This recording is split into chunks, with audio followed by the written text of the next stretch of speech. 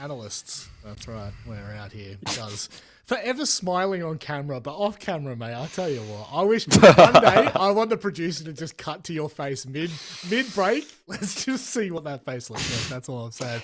Look, Bleed got absolutely fired up, I think, after they were a little down in that first matchup, and I mean from there they just ran away with it.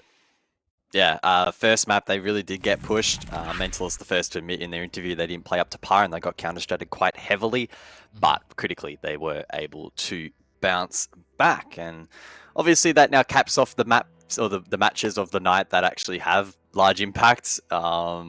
Match 3 is purely for a couple of SI points and a bit of prize money. So yeah, the grand final stage has now been set. Elevate Bleed best of 3 tomorrow night, and may the best team win. Yep, certainly so. Let's move on with this conversation, Jake. Let's get this bloody train on the tracks. Rival Esports come into this with their debut season with only one veteran on the squad. Granted, the veteran's done quite well. Jackie Wu's held his own in a league that has been, I wanted to say competitive, but it also at the same time hasn't been up to, I think, the standard that we expected. But how have you read this team, Jake? Thereabouts. I mean, probably the kind of team that came into the stage with little to no expectations and probably played around that point. I thought Jackie Wu actually had a very, very good stage, and you can clearly see that on the stats. His numbers there actually look really good overall. Like his cost, his entry, his KD. It's the reason why he's positive on the EPS. Azuki, again, I've said this a couple of times now, but like started like a house on fire for the beginning of the stage. Like the man was just nuts, but as the stage has gone on, he unfortunately has kind of come back to the pack a little bit. So look, I think this is a good team that probably just has to make some really difficult decisions going into next year. Do you try and find a way to add more? Do you go and get someone like a Joe Gore, for example? Jackie Wu, Azuki, and Joe Gore, is that, you know, a big three that you could build around? So some decisions for them next year, I'm sure, but not the worst stage by any means. A big three. Oh, throwing out NBA terms now. We're going to go from a superstar roster and build them up, guys. What's your player manager looking like? I don't know. Any ideas? You throw me under the bus here. I have think outside the box. So how about we hit you with a Direwolves conversation, get you off the road into safety, mate, because this roster, it's just been through and through. Unfortunately, they haven't really been hitting the mark. I guess the main point might be the veterans are holding true, but apart from that, it's been a very difficult conversation. Yeah, they've been holding true to some extent. Unfortunately, it does start to feel a little bit like they may be a team stuck in the past. Pika and Souffle have been playing rather well and still not too far behind. Binbin's been doing okay as well, so I wouldn't exclude him from that conversation. Unfortunately, so what are you saying? Let me get to the point. Unfortunately for Harambe, I think his time may be done at a tier 1 level. Statistically, he is the 3rd lowest rated player in the league, and if you exclude those which only played a couple of games or significantly less amount of rounds in total, he is the lowest rated player in the league. So unfortunate for him, and probably a sign that moving forward, if Direwolves are to rejuvenate the squad, they need some fresh blood. Where does that come from? I don't quite know. Again, with language barrier and limited amount of players, etc., it's going to be a tough road forward for Direwolves, especially with how competitive Asia League continues to be. But maybe there'll be like some light at the end of the tunnel, and they can salvage something here in the final game. I'm going to quickly, before Xenox starts talking about Harambe again, let's go to the map vetoes. I was about to talk about it. I knew, I had this feeling like Harambe was about to get a spray, but we do move on, my friend. Well, I mean, look, map veto here. We'll very quickly just skip over this. Clubhouse, Conceal, it doesn't really matter. I wanted to actually kind of harp on what Gus was talking about. Where do you get that talent? Because, you know, language barrier. But what about a super team? What about Rival and Direwolves merging at the end of this year? What about just Jackie Wu goes back? Jackie Wu back to Direwolves, brings Azuki with him for Binbin and Harambe. So it would be Souffle, Seal, Pika, Jackie Wu, and Azuki. I don't know. That goes hard, Rob. It goes hard. Honestly, that might actually be one of the more base conversations you've ever brought up on the analyst desk. I could see that coming together. Let's get through this one and see whether that's actually a possibility. Guys, do you give that thought any legs, or do you want to talk to the map veto? I'll give you the option. I think Jake has just set the house on fire and let it burn for the insurance money. I don't know what that call was, but I guess he's got to earn his paycheck somehow. In terms of the veto itself, Clubhouse second preference map for Rival, interestingly enough. So intriguing decision there from Direwolves to bring that out of the gate. Consulate to follow. It's a map that we don't have any data on for Rival, pardon me, for Direwolves, interestingly enough. So again, another strange flip. Chalet as the decider, top preference map for Direwolves and top preference map for Rival Esports. So I've sort of set the stage as this potentially being quite a close affair. Although again, I think on paper, Rival probably should be considered the favourites in this particular matchup. And with, I think you said, a 6k prize pool differential between this and 6th position, they have a bit to fight for. Yeah, 6k USD is actually, it's a big jump. It's 60% from 6th to 5th. So there's always something in it. But it is time for us to get underway with James and Nicholas. Wow. I don't think you've ever been called Nicholas before. How does that make you feel? It's nice knowing that he knows my name now. That's a good start after working together for a what little did he bit. call you Nicholas before? Morrison.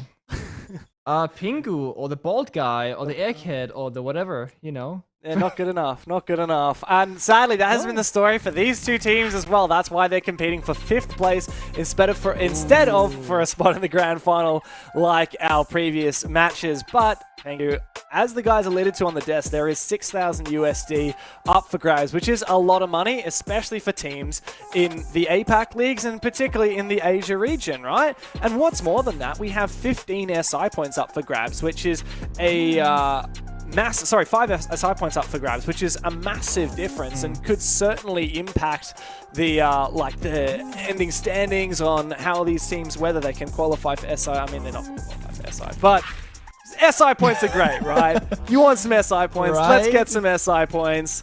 Darwell's a rival, quite a rivalry, and yes, a BO3 that may well go the distance. Clubhouse, we start. It's one of Rival's most played maps, by far their most played map. Direwolves have picked it. Let's see if they did it for a reason. The amount of Clubhouse that we see in Asia League is very surprising because from the outside, you're not sitting there going, Asia, they're known for their strats and their depth and their executes. At least not what I would think necessarily. Yet Clubhouse very much is that kind of map. And it's not just one team that spams against everybody else. It's like every single team, more or less, would like to play it against everybody. So we get to see it quite often. Now, I love Clubhouse. I'm a big fan, big enjoyer of the map. But it can also be a bit of a dreadful experience sometimes, because if you're a bad attacking team on Clubhouse, you're gonna look silly. So I hope by Direwolves picking this map that they're confident on their starting side of attack. Yeah, well, I've got 8 matches played by Direwolves in the last 6 months on Clubhouse. They have a 31% attacking win rate, which is not particularly great. 44% defensive win rate. Direwolves holistically have not been that good on this map. As for Rival, they're quite good on their defensive. Clubhouse, 67%, but just subpar on defense, 47%. So yes, we do expect a defensive favored game, and so Rival have the advantage starting out on this defensive side. Scopos, is that the... I don't know if it's the first one today. I don't recall seeing it, but my memory is not the best these days. Scopos' pick rate is not all that great across the entire world. It's kind of like a make or break operated. Either you get 0 value, or you get a ton of value, at least in potential with a late flank, or you can extend somewhere in what is usually like you fight to the left location, but then JK, I'm teleporting out of there, I'm actually gonna be alive. You could, for example, in this round, gym defense, go to Catwalk on CCTV side, play super aggressive early on, and then where most operators would get screwed because you can't really rotate out of it once the main push can open up the air store, you just TP out. And sure, they'll kill the clone immediately, but you waste time, you put some drones, that kind of thing could actually work here. 5 seconds to go.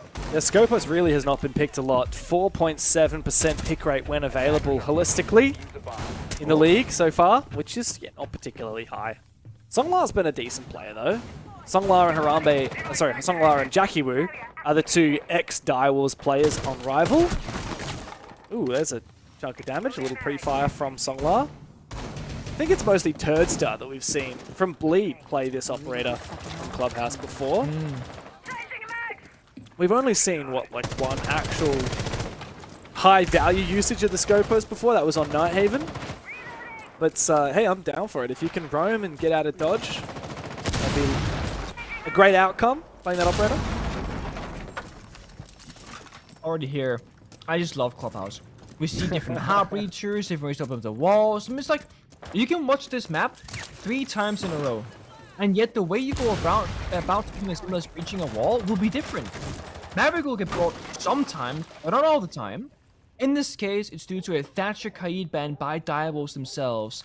So any bandit, any mute jammer will just complicate your lives and attacking operator. But then if you play up the Maverick, you can always get past that wall reinforcement. So step 1 was to get the soft wall on the gym side, rotate on over, roam clear the CCTV hold, and then work away by pinching from both sides. Oh, Pika. This is Careful cheeky. now. Scarlet seems aware of it, however. You make a lot of noise when you're proning. Kind of wants to go for a swing here. This could be dangerous though, and yeah, patience is rewarded for Pika as he finds that kill onto Azuki. Meanwhile, Scarlet's also fallen easy. Clear there by Direwolves of that cash room, and I mean that's really half the job of attacking onto this bomb site, isn't it? It's not looking great now for defense. No, I'm not sure the win condition is here. They give up the breach for free. You don't really hard hold CCTV, and the little bit that they did try and hold, well, that fell apart very early. Now they're playing 1 office, 1 bathroom, 1 middle of master bedroom, but there's no easy plant deny. There's no C4 from Bandit. Rival just gotta hit some crazy shot right now, but they have no way back into this one. 1 kill traded doesn't bode well for defense. They need more than just trades. As the keeper barrier goes down, Songla, I believe his second device is still active in cache, but he's not switching to it. Oh, he finds 1, goes for a second. The suppressor somehow revealing nothing. Upside down repel, and eventually Pika does lock in that first round win for Direwolves. Pretty hard for Rival to come back after losing the 2 players in cache. And Direwolves, while they did stumble for a moment, they'll find it easy to lock in. Engine, nice shots. Yeah. Bit of a wobbly start. Also, going from seeing, 2 teams battling it out on their second map in the best of 3 versus the very first round of 2 teams who are not fully warmed up yet is always something to watch. Because shots were definitely being missed there. Some odd decisions being made in the server as well. But Direwolves, they got that early advantage. They kept on. They traded their buddies in the end. Did have those 2 players fall in the gym window. It's a little bit funny. Rival, I just want to see more win conditions. I want to see them have like a strategical sound round where either you hard fight for something, you're playing, around plant deny or wall deny. You need to have one of those 3, or the good old stable aggression, right? One of those 4 win conditions you play around, you fully commit to it, and it's gonna make a lot more sense than, hey, we're kind of roaming, we're kind of giving out for free, and we don't care a lot about the walls. Because Clubhouse is a lot about the hard breaching aspect. It's why Direwolves defend the Thatcher Kaid, and it's why they take a Maverick previously. Attackers objective is to Blitz. locate a bomb and defuse it. Teased out by Harambe. Wonder what the intention is here. For so many teams, we see them insistent on going for these kitchen drops, but doesn't look like Dirt's been reinforced, so a quick Sledge and Blitz combo could potentially make things awkward for defense. Rival look a little bit rattled from the get-go. Even in that first round we saw it. Here comes the E1D. In goes the Blitz. Hello, Azami! Can't quite go for that kill, but Jackie Wu kills his teammate. Poor Scarlet. Going for a refrag now, and Sungla just holds on. Harambe goes down. Desperate, and not a great look there for Direwolves. However, Pika coming in from blue finds 2. And another one, it seems. Okay. All up to Azuki now. The so-called hero of Rival, who, as Jake said on the desk, has not shown up nearly enough in recent playdays. If there was information, this is a deniable position, but that shield is going to aid the attacking side, and Souffle will easily confirm a second attack round for Direwolves. Pika finds the gap. A classic current meta game of Rainbow Six Siege. You can have the distraction play happen in Dirt. You can make it so chaotic, so messy, especially with that team kill. And this right here, Harambe got the job done. He gets his 1-for-1 trade, and he stays alive for such a long duration. That's the big thing. And it buys Pika enough time and space to make the play on the blue portion of the map. Of course, Pika has to win 3 separate gunfights, but at least he has the time to do so. There's no crossfires being established because the distraction play was there. Rivals esports rather, they'll go straight back to the same side and say, we should have won that one, that team kill, my bad, let's try it one more time. And I think that's the right approach here, because you need to recognize when you lose a round versus when the enemy wins a round. And that push shouldn't really have worked, but it did. Yeah. Yeah, I don't know. Pengu, if we're going to get more rounds like that, I might need to get a pacemaker or something just to keep my heart intact. These rounds are going to be very, very unpredictable if Direwolves continue that kind of momentum and that kind of form. I think Rival are looking to just recompose a little bit and say, look, we can go back down to the basement. We can make it work this time around. We've got really solid anchor defensive operators.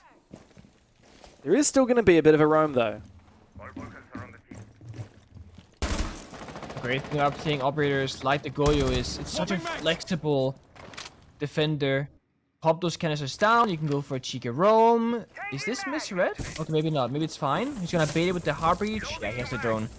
That's Goyo though. You can pop those Goyo canisters, go for a roam. If they rush the bomb side, pop the canisters, stall for 20 seconds. Good early aggression from Jackie Wu. Just finding a little bit of damage, finding setup blue, and just not giving up map space for free. This is excellent. And it slowed down Direwolves significantly. It's actually been across the map, making the rotation from master bedroom all the way to cache, trying to figure out where this Asami player is. Well, we know they're falling back towards side. So a really good distraction game here from Direwolves, or from Rival rather. I find it confusing because we got 2 former Direwolves players on Rival as well. Still contesting the main stairs, the Warden will fall back. There hasn't been enough vert to actually punish that position though. So Azuki's allowed quite a bit of mobility there. Direwolves have been given pretty much the entire map with a lot of time to work with. So it's up to them to make good on it. There's all 5 players now on site for Rival. And holistic, a pretty solid lineup on the attacking side to deal with every obstacle that might stand in their way. Yeah. The only thing they need is time, because the 2 barrel canisters, if using hatch the walls, yeah, there goes the first one, that can be a problem. But like you just said, they're good on time. It was a very quick roam clear. The big thing now comes down to execution, because they got the right rules, they got the 5 versus 5. Technically speaking, this should favor the attackers. Because as long as you execute correctly, you will have a way to break apart any defensive setup here on Cloudbound.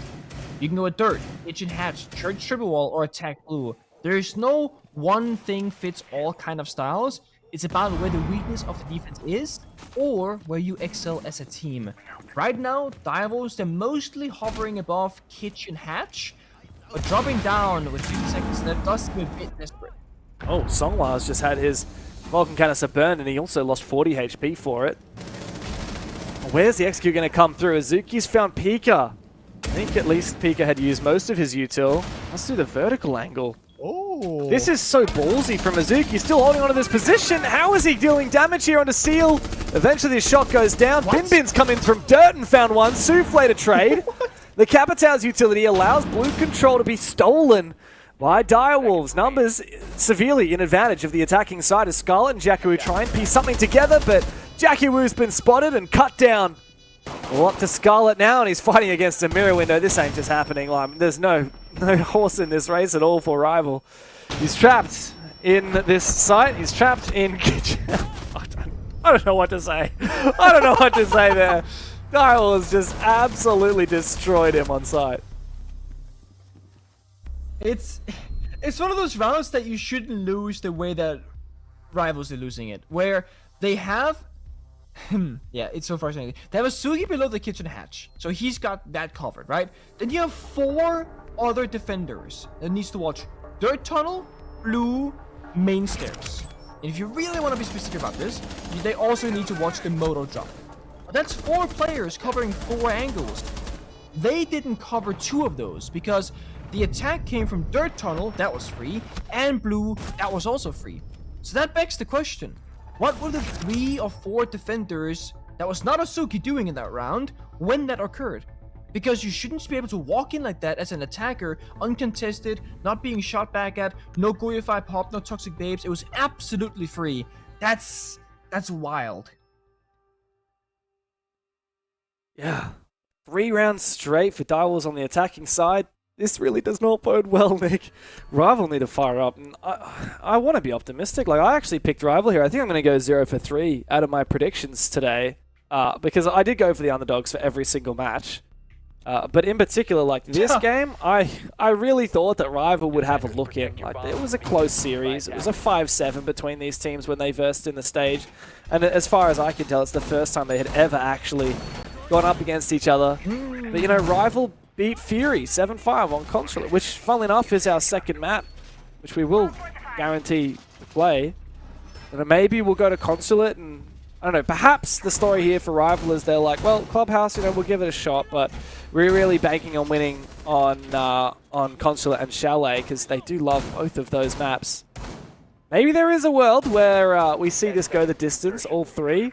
I think Direwolves will really have to prove us wrong on Consulate because they haven't played that map even once. It's their most banned map in the last 6 months. So if Direwolves were expecting to go there, perhaps this could be a quick 2-0. But if not, I think Rival might be able to push the distance. But I'm just struggling to have a lot of hope for them on Clubhouse.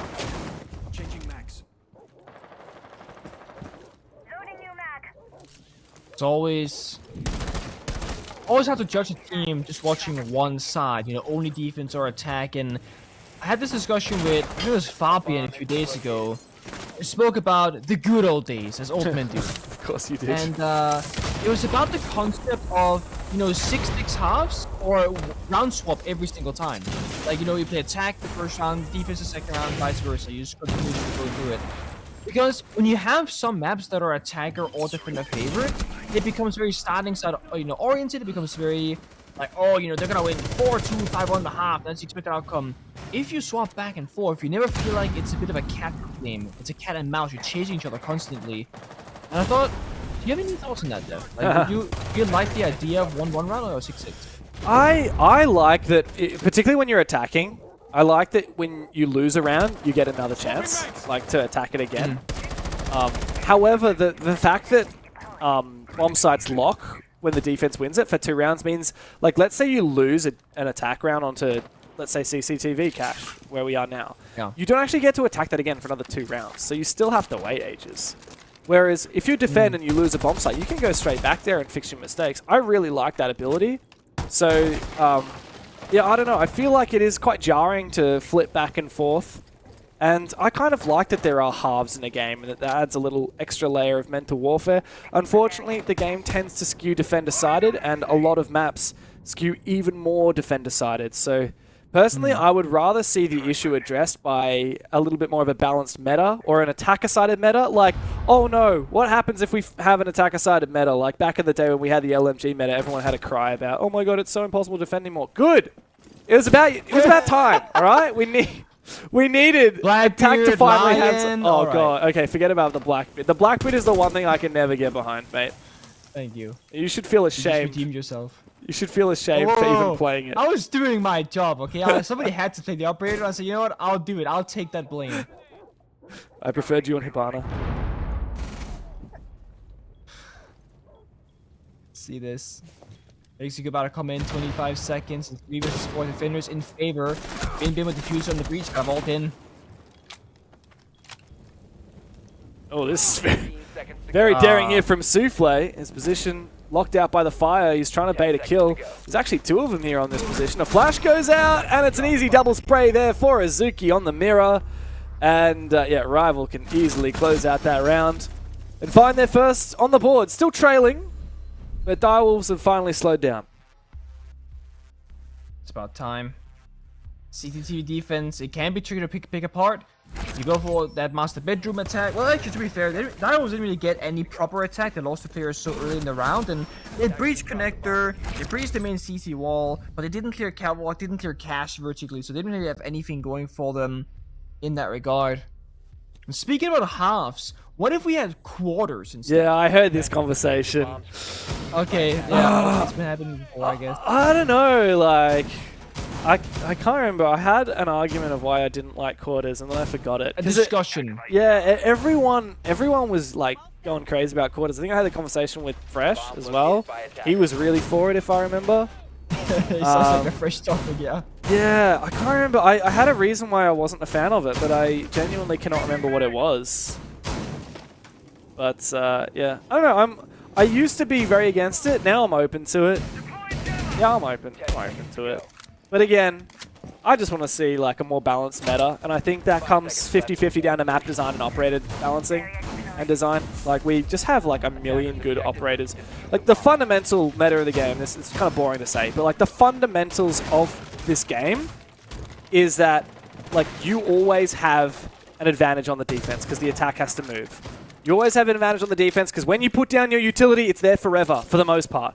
Whereas as an attacker, like if you die, you don't have barbed wire already out in the field. You don't have util already jotted down. You have to then stay alive. So it's like losing a pulse or an Azami. You don't keep that util. So the map design and the operator balancing has to take that into account, that the attackers are always at a disadvantage. And I think particularly when it comes to map design, it's actually crazy. If you look at the original maps in this game, like remember Old House, Pengu? Like there was no way you're defending that. Like you are absolutely cooked trying to defend that map because you can just play from outside. And there was this moment where they completely flipped the map design to be far more defensive favored. And yeah, attack has really struggled ever since then. And the only solution to make attack stronger is like, let's have these like ridiculously crazy OP power operators that get you kills, like you know, your lions or your yings or your shields or whatever. Yeah. I do think the current system of having attacker repick but no defender repick helps even out the score. Yeah, 100%. Because the issue in the past is that defenders would make a setup and have to gamble with either no changes or just the 6 pick to try and fix it. Now attackers with proper information drone phase can always get the quote-unquote perfect operator lineup as long as they have a good idea of what they want to accomplish. And I think that's been the big difference between attacking nowadays, and also the skill ceiling between a good and a bad team, is utilize attacker repick. Well, Souffle's already in the building. He himself has no audio from the concussion.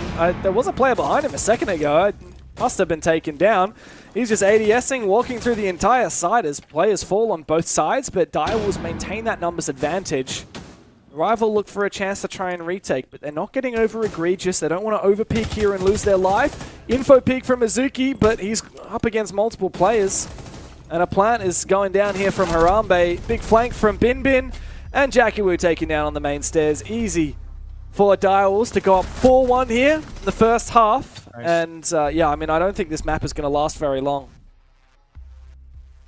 They make it look very easy. I mean, it's main window, rappelling, into the breach, down off his hatch, and they're just winning their individual gunfights. Riley Esports, so there's one area they can definitely focus up a little bit more in. It's the trading game, refragging their players. If you have one person in office and that person dies, you lose office control. Office is the whole pillar, the glue of the master bedroom gym bomb site. Ideally, you have a player in office and a person either by the top main staircase, by the gold rotate with the platforms going down by Maverick, or in connector. So that if anything happens off his hatch, hey, you turn around, 2 guns against 1, you trade it out, you maintain office control. That's kind of being lost right now for Rival, and they're losing these bodies and thus losing map control, thus losing bomb site control shortly after. So Direwolves, all they need to win these rounds so far is the first kill or 2, and the rest just kind of follows through because Rival have to now push into the attacker's line of sight because the attackers own the bomb site. It's simple, yet effective, but it comes down to Rival playing these defenses more poor than Direwolves are playing it well. 5 seconds left. And as we move into the last round of this half, Pengu, just on that topic of quarters and a potential quarter system where you play 3 rounds and you swap sides, you play another 3. Manic just pointed out to me, he remembered a point that we had talked about when we discussed this topic a couple of weeks or months ago.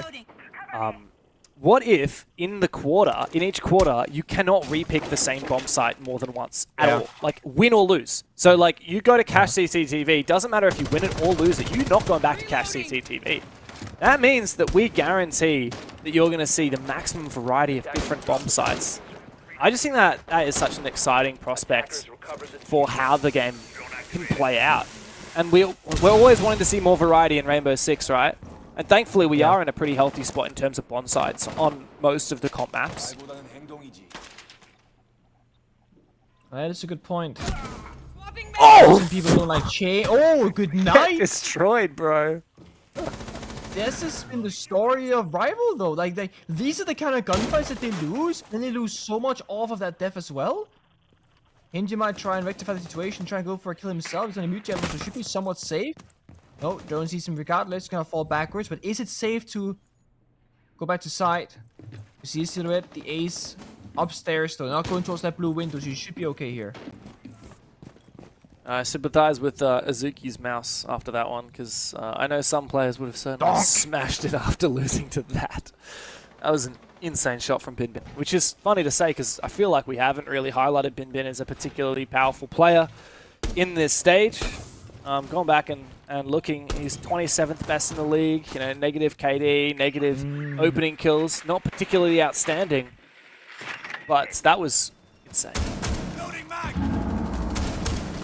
And right now it's been a full team effort for Direwolves on the attack. Sure, Harambe is 1-3 in the scoreline, but he's playing the supportive roles, playing the Maverick, playing the Therma, playing the Hibana. That's okay. Oh, hello? What? Wait, Songla, hello? He didn't shoot back? Is he... Okay, what? He must have been watching the bird. He must have been watching upstairs. He looked like he was staring straight at him. I know. Bro, what's going on Maybe there? that timing, his nose was, you know, He was scratching his nose. Yeah. Dude just... Songla.exe stopped working for a moment. Attackers recovered the bomb. I thought it lagged out. I was like, It looked like it. Looked like a training dummy for a second. Alright, well at least Rival finally get their first pick back. As Bin Bin as on fire as he's been, he needs to jump in the building. And unfortunately for Seal, he can't confirm this kill onto the player in Deep Armory. He needs to drop straight into it. He needs to take down Scarlet, and eventually the trade comes through all up to Jackie Wu in a 1v2. As Harambe starts getting that diffuser on the ground, starts opening up that lunchbox. Oh, no. Jackie Wu! That's a devastating mistake. He's got Kiva Barrier to try and work with, and he manages to catch Souffle on the rotate out. 1v1 against Harambe, who's been widely critiqued in this league, but still a fan favorite nonetheless. And the revive is going to come through. No, he's not. He's actually going to go deep for the kill. Harambe is hunting for it. And they're likely to about find each other. Harambe ends up clutching the round for Direwolves. And a 5-1 half seals the deal on what was a pretty dominant start for Direwolves on their map. That's always such a dangerous spot to be in. Do I go for the revive and risk dying? Do I not go for it but lose the 1v1? Like, either way, it's my bad for making the wrong decision there. Maybe, okay, so maybe what happened on bottom main was he heard Harambe walking up above him. So as he hears that, his mind is trying to do something else, then he gets swung in the same second. Because when you're playing at a high level of play, you tend to use your head, right? When you play ranked or casual, I know that we just kind of run in sometimes when you make risky plays, but these are pro players, this is their careers, they care a lot about the results and outcome and playing the game, quote-unquote, correctly, and not making the mistakes for the team. So everything becomes a risk versus reward, and you have to process that. You know, in professional level play, having like a 170 millisecond reaction time is incredibly good. Having a 250 millisecond reaction time is really bad. And that's not a very big difference in terms of how fast that is, but my point is, the processing time of these small things can make or break a gunfight. It's why skins are banned from the comp game as well. Because if you see a Twitch with a cowboy head swing you, that's going to slow down your reaction time. You're like, what am I looking at? Where's the head? What am I going to shoot? So delaying somebody with 50, 60 milliseconds by something odd happening, like a sound cue or a distraction, that can alter the outcome. Did you ever measure reaction times? Because I know there are certain Every day. Really? So do you know so what your peak was and what you kind of averaged at different points in your career? Yeah, so throughout most of my career on reactiontimetest.com, they also have other various tests. I would average between 150 and 165. The fastest player that I ever knew was Virtue. He could do like 130, which is crazy because he was old as well. But 150, 165 was during my peak, and I would basically, you know how some days you feel bad, but you maybe play good, or maybe you feel good, but you play bad? I would do these tests every single day to track whether or not how I felt was related to how I performed. Because I might feel slow, but I had really fast reaction time in the test. So I like to try and track how I was actually doing which is how I felt because feelings are super biased. Wow, that's fascinating. That was a bit of a weird one. I really want to do it now. I'm on reactiontest.com. You click it, the screen goes red. When it goes green, you click again, and it'll measure your speed. You do it over the course of 5 or 10 times. You get like your average, you get your best and your worst. And I did it for typing, for reaction time, and I also tried out a lot of different mice in my career to see which mouse I performed the best with. So I was a bit of a freak. I was like fully committed to becoming this, I don't know, peak gamer back in my day. I can't get the website working, so I might have to look up a different reaction tests website Oh, man. a bit later. But yeah, I think I have a shocking reaction time, to be honest. So I actually think it's one of my weakest elements in playing the game, and I actually haven't played a lot of Siege recently, so yeah, I'm definitely not at my sharpest. It's important to know your strength and weaknesses and then play around them. If you're not a fast reaction time player, stop holding ankles. Go for swings instead. Go for pre-fires, for example. Same thing for Rival. When they're defending, they struggle with crossfires and trading bodies. They have to then either play super aggressive and win their gunfights, or learn their weakness and play around it better. So look like they're alone, bait those attackers in, then strike back. Now Rival, though, on the attacking side, they have to strike first. In the 5v4, they got utility, and they still have 40 seconds. So they're in a good position right now. They got 5 Grimbees, and pop those down the hatches, Flashbangs follows through, they can blind the defenders and go for a plant. There's an opening pick as well here for Rival. As they start baiting out some util, they've got the Grimm's Bees in position, but Seal is starting to seal the deal here in Church. The double drop here comes down, but Pika lands one before being traded back. All up to Seal now. And this defuse cannot go down, but it doesn't matter because Rival have stormed through the bomb site. An attacker-sided Clubhouse is up on the docket here as Rival win their opening attack. Bit of a different look than the Clubhouse earlier, huh? And that's the thing. You get different teams play the same map with wildly different results. Also, like here we see the Monty ban, for example. Neither team really wanting to bring out the Fuse or the Blitz. Whereas Monty is something that I think every team can play. Blitz and Fuse take a bit more finesse and a bit more experience, I think, as a shield player to get the full value out of it. It's a bit riskier, if you will. But Direwolves, you know, they got the 5-2 lead, so all they gotta do is find that one bomb set that works, win it twice in their rotation, and that'll be enough for them.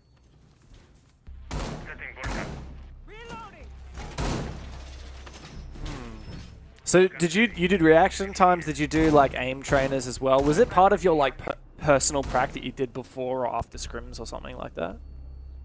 So when I worked for G2, or played for G2 I guess I should say, we were sponsored by AimLab, so was ProLeague at the time. Right. So that was a very natural way to integrate into your routine because you're working with the product, you use the product, and you like the product. And was your coach telling you like this is the specific like part that you should work on within that?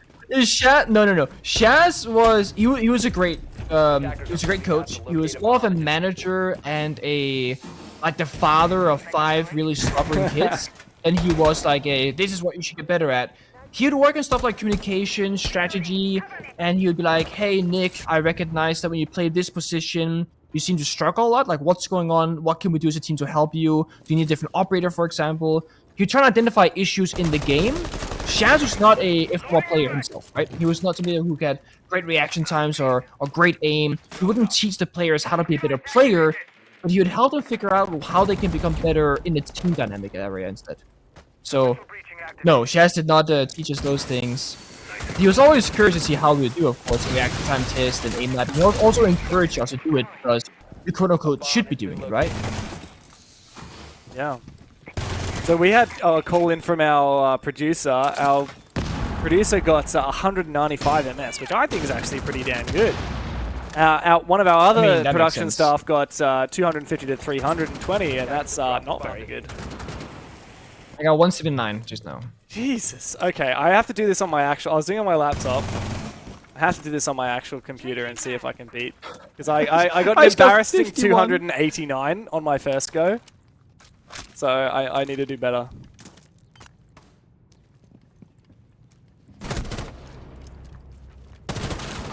I accidentally right-clicked. Never mind. I'm so bad at this. Meanwhile, Lazuki is clicking heads. And I can't even click a reaction time test. Nice revive though onto Songla. Yeah, Rival still have a look in here. even though they are losing in terms of HP at the moment, and they haven't really taken a lot of good control. Yeah, they've got breaches open, but there's a lot more needs to go through than that, and Seal is still holding down the site with those Keeper barriers, making it so difficult for Rival to find picks on site. Uh-oh. That's awkward. Oh, doesn't get the kill, actually. Both players stay alive. That's good enough. Time is taken away, so Diabol's in defense here. The longer this goes on, the better. There we go. Asuki finally with the revenge kill. Wow. Flashes to come through. Zes execute.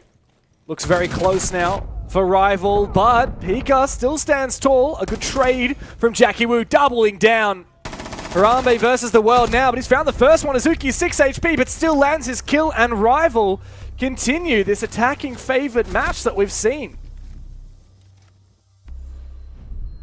Bit of a sad 1v1 there. If your Diabol's, he had the right read on where that last attack would be coming from. They connect the door, and instead of, you know, staying on his left-hand side of office, behind the mirror window, behind the coverage, he swung to his right, exposed himself to the angle, and just dying before he was ready for the gunfight himself.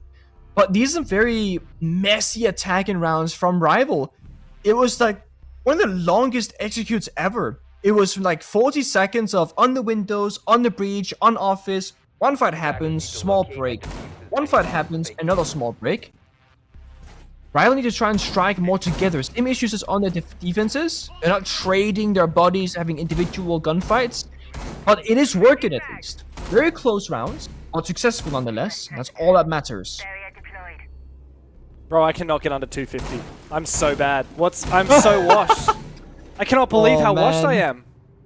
We all have good qualities, okay? You might be a cracked support player, or a multi main, or Bro, something like that. You know, you gotta have something. I used to be pretty solid. 10 seconds to Oh man. I was pretty Sometimes solid, it's better man. not to know, James. I used to, well, okay, I haven't played the game in a while. I haven't played games at all in a while, to be honest. That's the problem. Like, But man- it's like riding a bike. You play for a month straight, you're gonna like reduce that by 100 ms. Easy.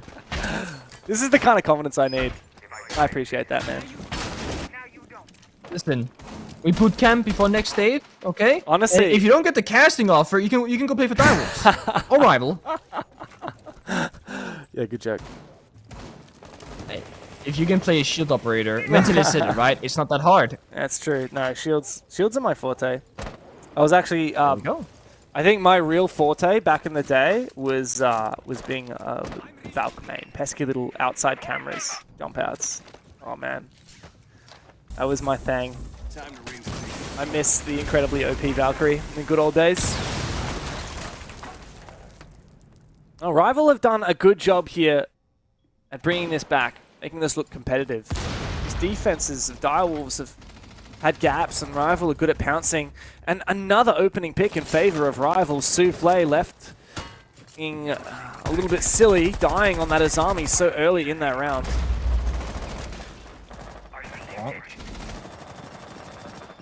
This is definitely the big saving grace for Rival. If you can't trade your bodies, just build a big enough lead to the point where it won't matter a whole lot later on. Each get over on the CCTV side, and the rotation comes through. Apply all that pressure on the windows by opening up all of those. Asuki watching the flank. This is solid. They're waiting for an aggressive response somewhere from Direwolves, expecting a swing or a flank. They're just covering their bases. While that's happening, Flash goes out, forcing Bidmin back towards the CC extension. They're gonna give it up, actually. They're not gonna stick around for much longer. That's so much time on the side of Rival now. 1 minute 20? They have full map control, this like outside the bomb side. That's a great pace, great timing for them on the attack. Yeah, but they have to actually make good on it. Now they have managed to drone up Con. They know it's clear. There's still Vulcan canisters on site as well to deal with. So when it comes to that late round fighting, even with a numbers advantage, they need to make sure that they actually use all the time that they've afforded themselves. No one able to cut off Bin Bin as he retreats. He can still hold on to Office here. And that Vulcan canister still at large.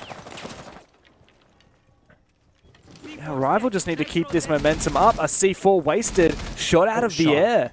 Peak has been the main fragging player, but a flashbang will cut him down.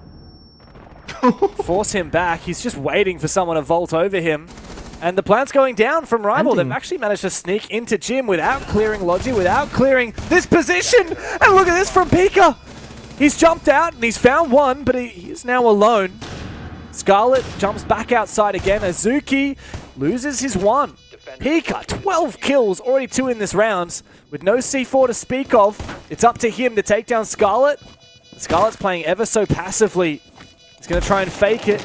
Oh, he tries to open the hatch, hoping that that diffuser was planted on the hatch. But this should be an easy clutch up from Scarlet. Pika! No! How does Pika win that? The fake, the bait, the backswing, and the round for Direwolves. Match point in their hands. Thank you, Pika. Ridiculous.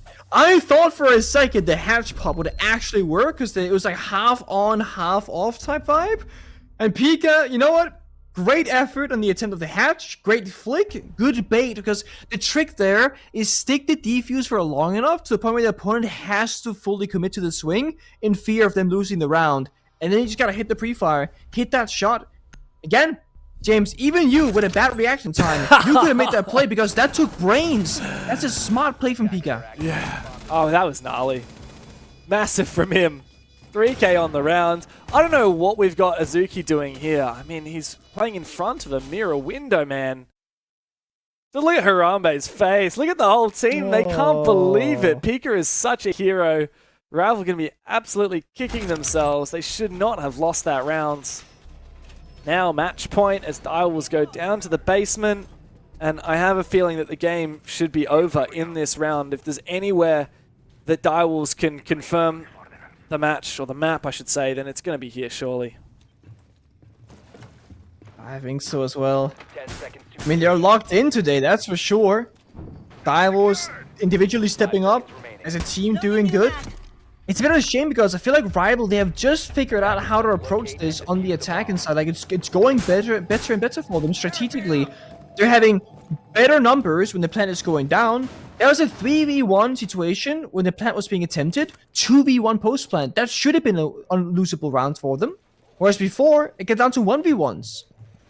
So, they're getting better. The map could be over any round at this point. If you're a Rival Esports fan, or the players themselves, you gotta just hope that you show up better on Consulate, regardless of the result here in Clubhouse. And get some comfortability going into the third map of Chalet, if you have to bring out the deciding map. Direwolves in full control right now. It's very early stage of this possible final round. Soft roam, killer drone, fall back. They don't want to overcommit too much to this aggression.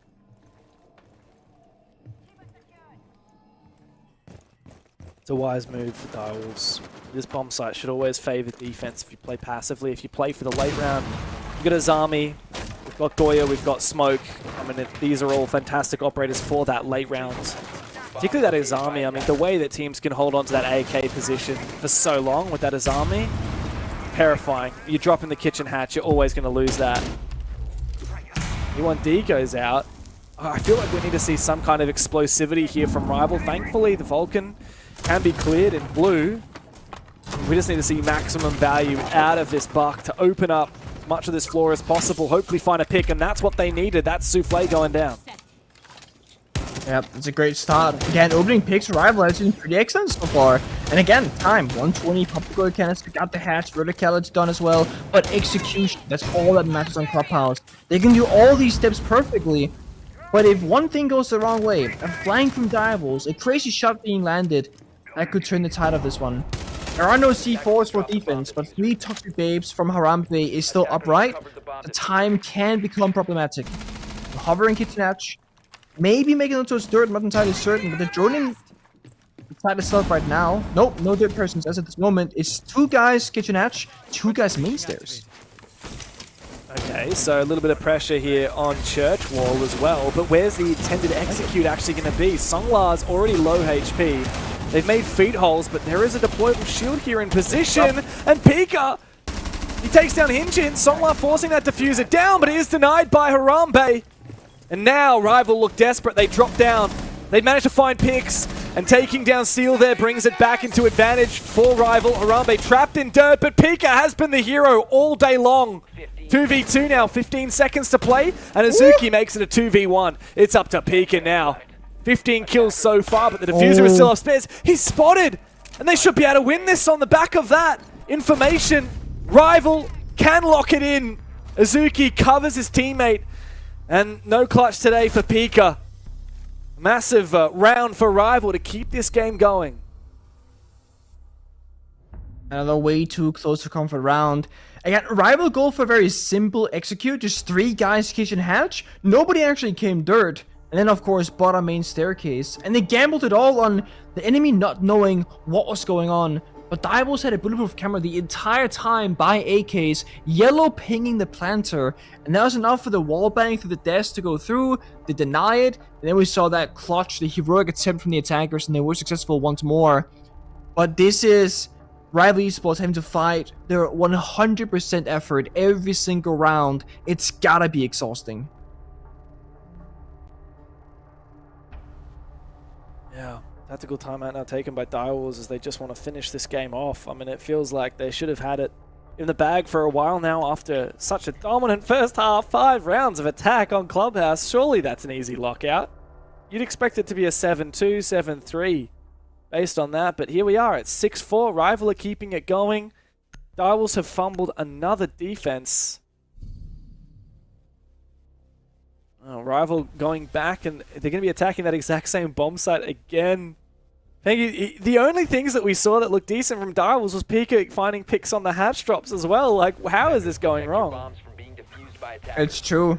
I mean, on the first half, the scoreboard that we saw from Direwolves looked like this, minus Pika having 15 kills. It was a full team effort with Harambe falling a bit behind support player. It made sense. Ever since the side swap onto defense, nobody's kill tally has really moved all that much besides Pika.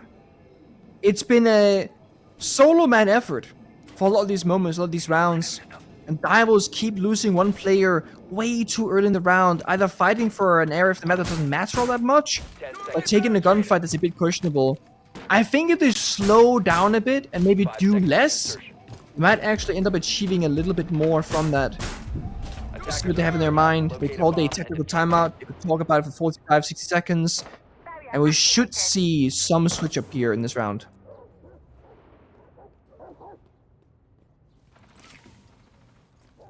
Yeah, I think there has to be more aggressive contest, surely. Force Rival to have to clear the map.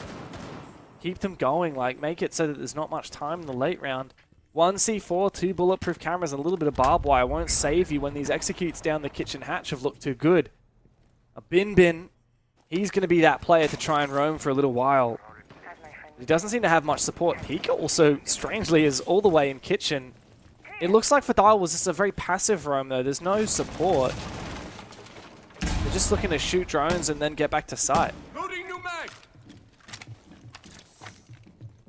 Time is about the same as usual, though. Rival Esports, they're not gonna go much faster because they don't need to. They have had enough time on their attack, or basement attack so far. Yeah, about the 2-minute mark, they get main stairs, finish drone in the blue portion, walk down, do soft destructions out of kitchen, drone the bomb site, and walk forward. There is 1 C4 now from Pika on the Warden. Also cannot get blinded or smoked off the position of AKs. So if Rival Esports go by the same exact drop-down kitchen hatch, it shouldn't work. They have to adapt and adjust their attack and approach, because this has been a full-on count otherwise with Direwolves. Attackers have dropped the bomb. Attackers recovered the diffuser. Our hatch is open. I mean, we've got an entry into dirt, but I don't think they're actually going to be able to take control of dirt. Util in blue is being burned out. The Twitch drone will come in and surely clear out any of the last Vulcan canisters. There's so much hard breach available. Like, I feel like Rival have an answer to all of these questions that Direwolves are posing.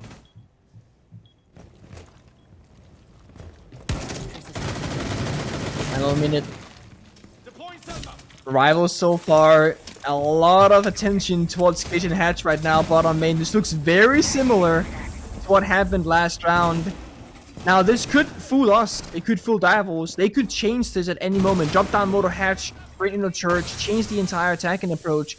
But the only difference is Direwolves, they don't have 4 defenders, they have 5 this time. They can cover more angles. And there's almost nowhere safe for Direwolves to play on site, though. That's the downside. Here comes the Ash, but long angle from, I believe, that seal inside a church doesn't achieve what he's needing. Jackie Wu to do the late backstab, and here comes the drop from Hyunjin straight into Souffle. He didn't wait for the smoke, and he's going to lose his life because of it. Rival straight into the meat grinder, and Direwolves will withstand the C4 to deny the plant. A sprays with the smoke from the Warden, all up to Azuki, and Pika's hungry for it. Massive game from him, and Direwolves finally finish off their map pick. They secure Clubhouse 7-4, and are just one map away from securing 5th place. Pika, what a dominant performance from him individually. I mean, he's always in the middle of the battle, and it was a little bit peculiar because when we saw the hatch drop with the guy who defused at the ace, I believe, it was a Goyo who got the kill. He dropped before the smoke and flashbang fully popped, and I'm thinking to myself, well, the smoke doesn't matter because they have Warden. But Pika doesn't get put into those passive corner positions. Pika gets allowed to run around the bomb site, take engagement everywhere. He is the wild card +1 to this roster, at least in this map. 15k game for Pika. Can't ask for much more. Direwolves finally lock in their map pick. Rival on the ropes as we go to the desk to prepare for map 2. Thank you very much for that, Dev and Pengu. Turning our attention to a game that was. Mr. Michael Gazgari, I think that's a good way of summing it up. It was a game of Rainbow Six Siege. We saw actually a surprising amount of grit from Rival, not allowing things to go quietly in the night. Thought it might have been a little bit more interesting, but alas, Direwolves, they get it done when it matters.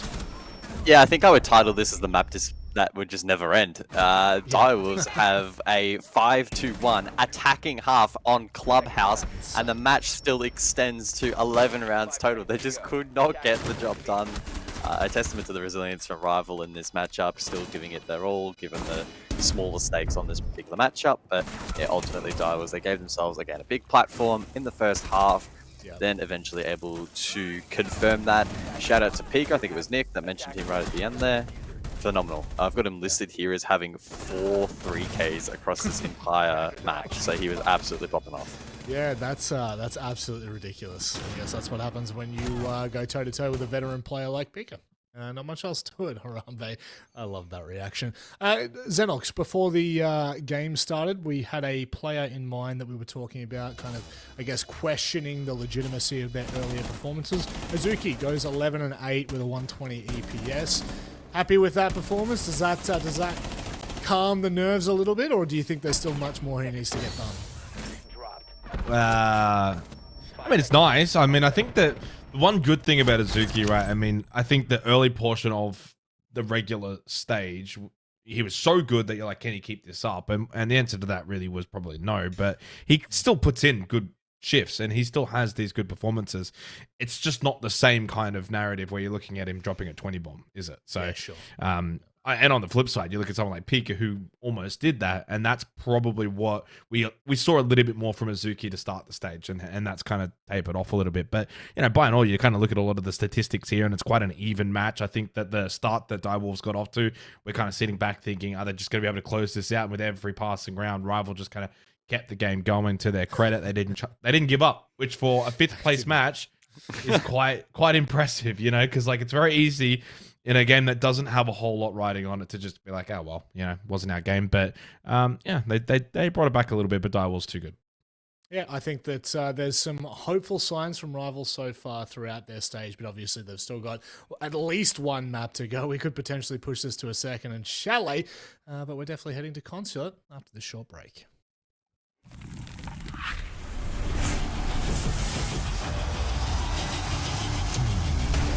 It's total calamity, total mayhem inside of the server. Out of nowhere, they find their round back into their favor. Holding up for the plunder wave!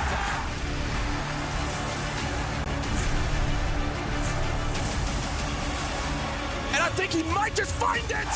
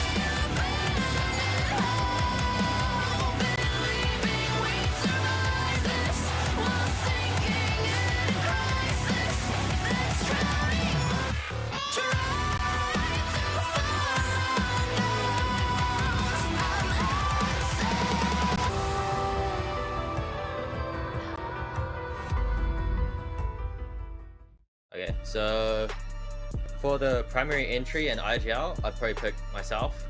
Very good IGL, decent entry, probably the best player in this region. So not from my team, I'd pick BG Man from Fury. Obvious second option. Very flexible, he can play a lot of different operators. Yeah, just the GOAT really. From Elevate, I would probably take Speakeasy.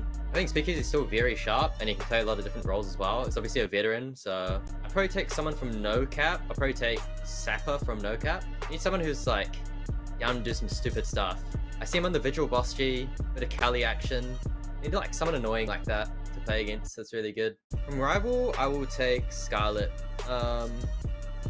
Yeah, freshly into the league, plays hard breach, a lot of potential there. So, my coach Julio from Bleed, by far the best coach in Southeast Asia, maybe even the world. Yeah, that's my 5. For Fury, I wanna take Crit J to my roster because he had so much firepower. And also for Bleed, I'll like Reaps on my team because I worked with him before and I know what he's capable of. Elevate's kind of tricky though. I'm thinking about Ape or Speakeasy. But I think I'll go with Speakeasy because he has more versatile on operators. Also from my team, I'll probably pick Souffle because he got like really in-depth of operator pool and he knows the game a lot. And for the last, I'll probably put in Azuki from Rival. He's got potential. He's good. And last for coach, I'm gonna take Julio because he won SI. I will pick. Wait, I don't know if he's playing or not anymore. I9 from Fury, yes, because that guy has the biggest. Can I say balls? Like he's not scared of anyone. I love that guy. If me mentalist, because I need someone to hold cams and drones. I'll pick Heikel for just to troll him. I'll put him in the flank watch role and play Nomad and just watch tests and flanks. For Direwolf, I'll pick Seal. I think he will be our entry fragger with his pure raw power. No cap. I'll pick Sapper. Sapper, yeah. He's just a wonderful Kali man. Yes, I love this. Coach will be Rando Sando from our team. He is the best coach I've ever get coached on before. They are gonna win the next CWC and all the majors. I don't want to think too much, so from Bleed, let's bring Reeves in. Okay. Elevate, let's bring F in for the lurk. I like let's bring Souffle in. I think I like him the most. No Cap. Okay, let's bring the duo. And then the last two will be No Cap from No Cap. Let's bring Sapper. And then we will bring his duo from Fury I9. And the coach, you can just bring in Julio. Why not? So my first player from the support will be me from my team. I'll be the support. And from Bleed for the second support and flex, I will take Rips. You know, he's preferring the various. And from Fury, we'll take BG Man. This is the experienced one from Fury. That's a very good thing we can make. For Fragger, we'll take Onigiri. It's a very well-known player in the whole international region. Then for the other Fragger, we'll take Eve from Elevate. And coach will be obviously from my team Arshred. Can I see the options as well? Hang on, I don't really know all the players by heart. Let me open up Wikipedia. Fury, I think like Hollis. I don't really know all the players in Fury, but I think he'd make a good fragger. Bleed, definitely I want Reeps, one of the most talented players. He's just gonna win all the gunfights. Elevate, Speakeasy. I think he's a really good addition to the team. Helps you get everything done.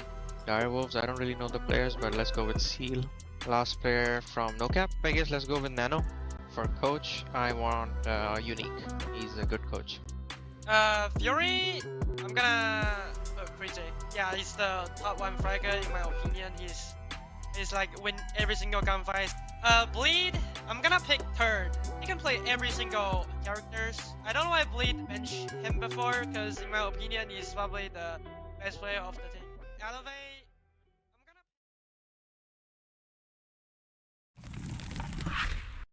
Welcome back, everybody, to the most anticipated match that is on Rainbow Six right now. Direwolves versus Rival for a spot. And, well, a spot in 5th place in the Asia League. This is the 5th place match. These two teams have already, unfortunately, been knocked out of contention for the major, but they are fighting over a whopping $6,000 and 5 SI points. Pengu, if you were given $6,000 tomorrow, what would you do with it? And you had to spend it. You had to spend it tomorrow. What are you doing? I think I would buy myself... I spend all of it, yeah? Like all 6K? Yeah. Or just some of it? Okay. All of it. I would buy, like, a really nice bike, because I bike to the gym and stuff, and then I would spend the rest in a vacation somewhere, I guess. Nice. You know what I would do? Or what? I would buy a ticket from Australia to Denmark, and I would give you a big kiss on the lips. On the lips? Yeah. Big kiss on the lips. I'd fly all the way there and give you a big kiss on the lips. That's 6K? Can I charge 6K for that? Well, I mean, I would spend some on the flights, and then whatever you want, you can have the rest of. Okay. Okay, this is a consented trip, by the way. Oh, okay? yeah. No, sorry, just to clarify, I would ask your permission first, and I'm just assuming that because we're tight like that, you would say yes. Yeah. And you would ask my girlfriend too, because that's important for her to be understand. Yeah. Of course. There we go. Okay, just so it's cleared out here. Yeah. Just joking. What's that mean? The turtle? Let's look. Ayo. Yep. Well. Yep. How do we pivot from this one? Yeah. How do we get back into? Well, you know who won't be flying to Denmark? Direwolves and Rival. Any of these? Yeah. No Montreal, unfortunately, for them. No, sadly, but they are going to Consulate, which I believe is meant to be in France. I'm gonna say it's in France. What? Okay, that just doesn't. It might. There's a French flag right there. It's in France, 100%. Okay. Or maybe it's the French it's a baguette call out. Maybe it's the French consulate in not France though. Consulate France R6 makes sense. map. No, French it's, consulate in the Ivory Coast. Okay, it's yeah. There you go. So it's not in France. I'm wrong. Oh, well, it wouldn't be the first time I've been wrong. It probably won't be the last. Oh no. Oh, that's unfortunate. Well, that is just outright unlucky. It's true, but if I am to bring some potential fact or fun fact or piece of information to the table, it's the fact that, as I said to you before we went live, this is the map where Rival beat Fury. It also happens to be Direwolves' most banned map in the last 6 months. So on paper here, Rival should be drastically favored. They do start an attack, however, because they picked the map, and that is the much more difficult side, especially on Consulate. Now, Blitz Ying, the first opening round, can do a lot of different things. Down, Skylar into CEO window, try and take top floor control for a roam clear. Also go for a straight-on bombs at rush here. We see the Ash launcher from Mizuki out in hand, hinging around the main door, connect the rappel and the Dokkaebi. We're looking for something here. They're just gonna go for it. Wow, this is desperate. It could work out. Aggressive from the Blitz, but he's facing against 2 people, so he can't take the fight. He goes for a bit of a flank and somehow makes it work. That's not half bad from Scarlet. Overall, though, Direwolves seem to have recomposed. Scarlet's going to force that diffuser down, but he may not be safe to do so. Is anybody covering him? Getting an aggressive Seal, managed to get the knife. He might actually go straight away for the disable, but Songlar is there, fortunately, to take him down and double up with another. Harambe to trade. It's a 1 versus 1, and Harambe clutches it! For Direwolves. We get a bit of a Harambe dance there for a brief moment as well. Oh, what a chaotic start to the map, but Direwolves somehow scrape out on top. It was a very decisive push as well. I mean, it made sense. Blitz goes in deep, gets the kill. While it took a fair bit of time for the first kill to go through, the plant goes down shortly after off the back of that smoke grenade. So a well thought of attack from Rival Esports, which we didn't really see all that much of on Clubhouse. So already looking pretty good in the server. Now, as mentioned, Consulate defense heavily favored. So despite all those things still going right for the attacker side, they still ultimately end up losing because they misplayed the 2 versus 1. No crossfire established, no verticality, just straight gunfight. Harambe clutch, Harambe dance. Direwolves. Maybe it's one hero a map. Kiga to start things off, Harambe to end it. 2-0 for Direwolves. That could be their game plan. Yeah, look, if either team is favoured in this matchup, I'm going to guess it's probably Direwolves. I mean, we've said that a little bit. I tried to tout some kind of an argument for Rival, but after seeing how map 1 went down, it's difficult to really get around it. I like the idea. I'm glad that Rivals at least bring a little bit of fire on their attacks, Pengu. A blitz straight into sight. Chaotic, to say the least. Direwolves start all right on their defensive console. Now they go down to the basement and they got this castle. They're looking for a bit of an extended roam. Also a big switch up from the attackers. No blitz, no ying, just a good old Dokkaebi. Consulate is a map that requires a lot of different aspects of utility, right? You gotta get that hard breach from the side. Gotta get utility to like open it up, for example, a Thatcher, verticality, etc. You gotta get the roam clear. It's a very big map. You need soft destruction. You have to stretch yourself either a little bit thin across the board or outright be missing certain elements. In this round, Rival Esports trying to go for a very direct approach for the first step, get the main breach opened up, and they might go punished because of it. The Tuberal plus Kai tricking with a C4 to guard as well, that's probably gonna stop this breach outright. Whereas in a perfect world, you do the roam clear first, get verticality towards the bomb so you can Kai Tuberal trick it, and then get the wall open instead. So Rival spent the first 60 seconds achieving very little. Sure, bit of pressure. Sure, one of those summons did go up for like a singular peek hole towards the bomb site, but not in a path of entry. So they still now have to rotate for roam clear. Hello? What happened there? It was in the air. I'm not sure how it even ended up in that position. Yeah, great question. I don't know how it got there. Seonghwa managed to open up the floor regardless, I believe, with his second boogie. Rival have not really made a lot of headway, though, taking control of the map. They haven't really been able to ramp up that pressure from the vert as of yet. We're finally seeing Scarlet on that buck from the very top floor make a little bit of vert. There's a long way to go, and this roam is still very much alive. Look at Binmin here in Visa, ready to drop off down the hatch when needed. The hatch on site likely to be opened in a brief moment here as Scarlet brings out the baby hard breach. Direwolves are not looking to overpeak though. It's a baby hard breach. It's the can openers. Oh, it got juggled. They got it actually. Okay, so 1 EMP in pocket. It still, can be opened up, but time's gonna be very much low here for Rival Esports. The roam, you said before, it's still active. They're going for a flank top floor. This is gonna be one of those rounds where the flank is happening. They got the hatch closed as well. Rival have to aggress so deep into the bomb side to make the flank irrelevant. Otherwise, they should lose the place in piano. It's still 5v5. As I say that, I jinx it. And Seonghwa finds the first kill. We need to see some explosivity here from Rival, but on the vertical angle, Souffle from up above, he's managed to pull off a flank, and he's been a thorn in the side of this push from Rival, and now the logic bomb goes out, and the attack has to get desperate. They just have to start dropping and executing, but I don't think there's time. I don't think they've got the avenues to do so, and they just one by one will run in and fall immediately as they attempt to try and desperately find something. The round will end on time. Jackie Wu unfortunately can't muster anything against his former team, and Direwolves look very solid on their defenses. They didn't have to do much that round. You pick up the Kai Tuberal combo, deny the wall, deny the hatch, stall for time, and then you realize, hey, they didn't do a full roam clear, we can go for a late flank. And this is the difficulty of Consulate.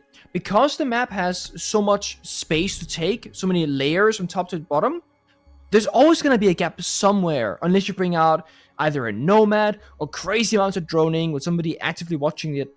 And one of the issues in a 5v5, or at the very least, one of the issues with 5 attackers being alive, is nobody's going to feel like it's their job to sit on cams the entire time, because you got to do something else. If you're a Ram or a Bug, self-destruction. If you're Ace, hard destruction. Somebody's got to plant, somebody's got to do verticality, somebody's got to throw in the flashbangs. But if you're dead on the attacking side, you are forced to watch the cameras because you're dead. I think Consulate is one of those really rare maps where losing the first attacking operator can be a small benefit. Unless you are a team who just understands that droning is incredibly important, which not that many teams do. Most players are gonna feel more valuable if they're actively doing something with their gun or gadget, not watching a silly flank that might not even happen. But if that flank happens, and you are not watching the camera, we all know the cost of it. you'll lose players, you'll lose map control, you might even lose the round.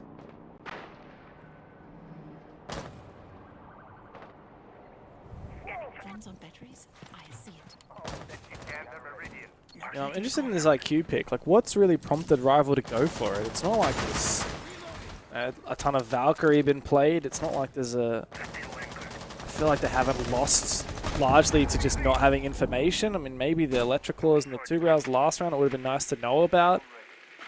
But, yeah, I just feel like there's maybe not a lot of bang for buck out of that IQ pick. Good fragger, at least. Speaking of fragging, we haven't seen Azuki do much of it in this game so far. It is a very strange situation how at the start of this stage it seemed like Azuki was popping off and proving to be maybe one of the next big pickups on Rival, but we haven't seen a lot from him. Bin, speaking of someone who's been a bit quiet, he immediately goes down. There is at least something as Harambe, who's been unreal. 4-0 so far in the first 3 rounds. He finds his. Troubling start though, losing Capital. Not gaining a whole lot of map control with the trade. I mean, this spiral staircase from Jackie is very, very good.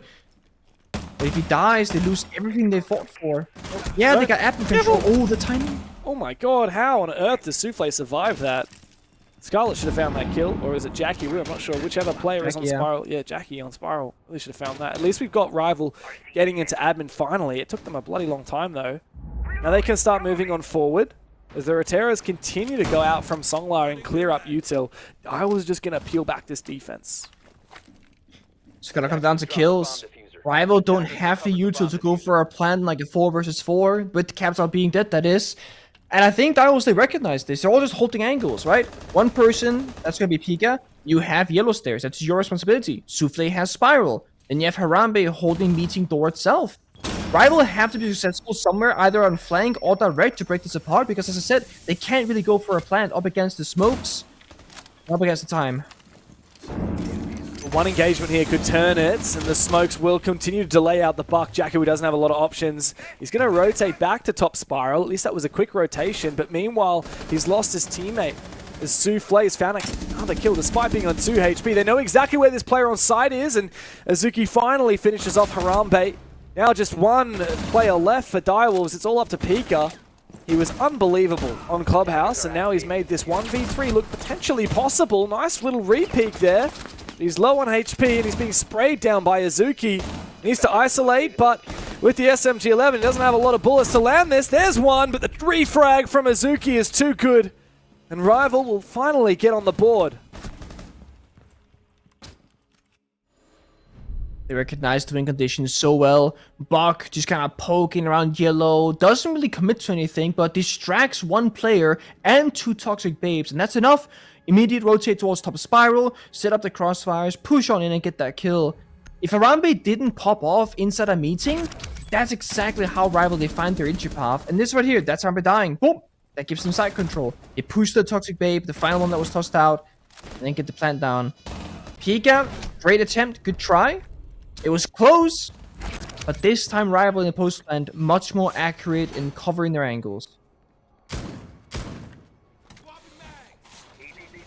Yeah, still a close one though. I mean, these rounds tend to still be close. I am genuinely surprised Rival was even allowed to get into that position of the 2v1 post plant. It felt like Direwolves had that sight on lock, but perhaps the smoke was just a little bit out of position there. Trying to hold on to Yellow Stairs instead of where the actual execute was going down on site.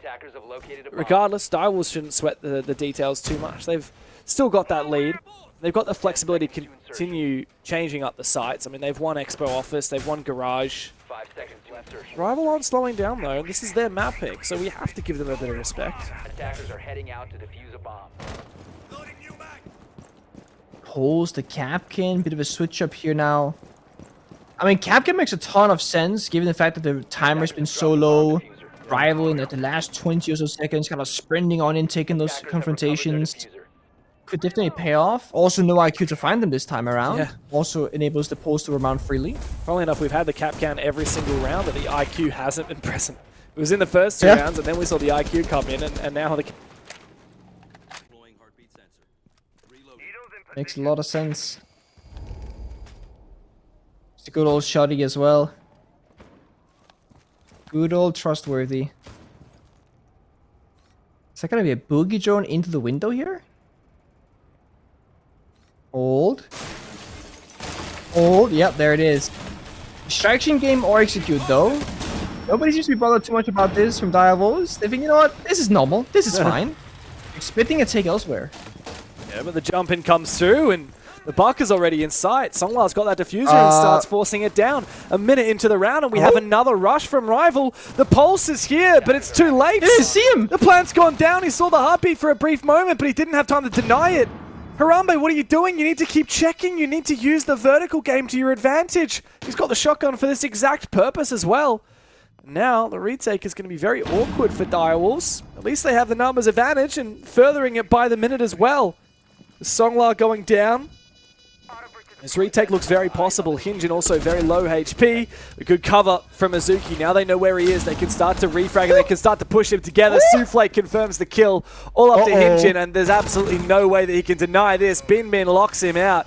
And that's the round for Direwolves. They used the entire timer that was remaining, but a retake ended up working out. Patience proves to be a virtue. I don't understand. There's a person in the basement who literally sees the plant on the scanner, but doesn't realize. They think they planted a piano, but they didn't. It's a 5v5 plant goes down, and somehow there are, what, 4 defenders left alive, with the final attacker jumping in piano window and dying. That doesn't make any sense. That should have been pretty free, you think, if you're Rival Esports, but the plant was free. The post plant, though, not so much. They could try and go above, try and go below. Ultimately, they just gotta win their gunfights. Direwolves, they're so good at just simply winning their ones whenever the round is not going in their favor. Same story on Clubhouse, right? A round doesn't go correctly for them, he gets a 3k. Okay, they win the round. Easy done. That's been Direwolves' big secret right now, just brute forcing firepower. Yeah. Yeah, it makes it a bit confusing to break down, to be honest. Like, I don't know what Rival need to do. I mean, they're kind of just going for a lot of these really aggressive, desperate rushes. That's 2 for 2 rushes on Expo Piano, by the way. Like, that's both times they've attacked that site. They've done the exact same thing. Well, we go That's down. true, actually, yeah. Yeah, well, the one with the blitz, one without. Both times it was a successful retake, despite there being a plant down. And when it comes to this basement bomb site, I want to know what the plan is for Rival. Why have you got Azuki on your hard breach? That actually seems really strange. I mean, this guy used to be like the main fragger. He's now the only hard breacher. We do have some backup secondary hard breach gadgets from Scarlet. I, for one, would love to see this fuse work. I mean, it's one of those few sites where you actually can imagine quite a strong utilization of that fuse. But you need controller piano to make that work. The reason why Azuki's on hard breach might be due to the fact that he is shield player plus, you know, the Flores, and Azuki shouldn't play either. So yeah, he's a hard breacher, but once he gets the wall opened up, he becomes an entry player essentially. Whereas Flores will take a bit more time to get activated. Oh, Jackie's just in there, gets a kill. Souffle gets one to also trade back though. Back to a 4-4. Seal trades that back again. So Rival's numbers advantage is gone. And some of their key util as well. Still aggressively, Pika holds his position in Garage despite that breach opening up. Rival, the problem now is they're losing time, they're losing drones. Azuki's fully out of drones. Hyunjin has 1 left. Scarlet's got 1, but they're both already in the field. And he's starting to make his way in for a backstab. He needs to have a massive impact here, but he's been read, and Harambe's looking for him. Bit of a dangerous one. 50-50 gunfight time. No, just run away. Don't take that 50-50. That's the issue. You're going for a backstab flank. If they know you're coming, it doesn't work. No. Yeah, Souffle went down the stairs for a flank. I think the round is done now. Azuki at least finds 1, but he's low HP, and I believe he's still playing at that breach. We still have solid positions on site for Direwolves. Hyunjin unlikely to find much from this vert. I think all of these Direwolves players are in very safe positions. 2 flashes. That's all there is realistically to work with to try and win these fights. Timing could be a little bit awkward here. Pika wants to go for a peek, but really doesn't need to feed at this junction. The 3 Direwolves players left are just sitting and waiting. Careful now. They're being disciplined, they're being patient. You gotta respect that for Direwolves. They're playing this smart, they're playing it the right way. They recognize that Rival can't go for a plant right now. They're completely locked out. They have to walk into yellow door. They have to walk into breach. They got default cannons on watching the flank. They're 3-on-2 effectively on the main breach with yellow door. That's it. The way that Rival win this is by having some insane gunfights and making good on these 2 flashes. The first flash does go out, but Pika is there to swing. Well timed. He finds both kills, and we'll see them in this kill feed as well. First and the second. Well played from Direwolves. So a very dominant first half for them. 5-1 up on the defensive side, 4-1 up on the defensive side. Looking likely that it'll end up being a 5-1, to be honest. That's why I got a little bit ahead of myself. But even if it is, Rivals still are very much capable of coming back on that defense. Yeah, that's the scary thing. Like, Direwolves cannot get ahead of themselves and think like, oh, we got this, you know, we got 4 or 5 rounds and a half, like, we're chilling. No, you can get absolutely locked out on the side swap. It's just like playing Skyscraper or Cafe. You're thinking, oh, we can get 2 or 3 attacks. Well, sometimes you can't. But the good thing if you Direwolves is if you go 5-1.5, if they win this upcoming round, they will only need 1 to guarantee overtime for themselves, and that's a good starting point, right? At least you're not like, oh no, we're gonna lose in regulation. Oh no. No, you have a parachute, a second one, in fact. You also typically have a tactical timeout remaining because the team that is down 1-4, 1-5, or whatever, they're gonna call theirs first. So a lot of things going well for Direwolves, not so much a Rival, but that's the downside of taking this map. It's why when you have the map video of best of 3s or best of 5s, a lot of teams, they would happily play Contra Skyscraper, like no questions asked. But they don't want to play the map by picking it, because it means that the enemy gets to choose the starting side, and you will always be on the attack first. That's where Rival finds themselves. They know they can play this map, but they have to start on the back foot.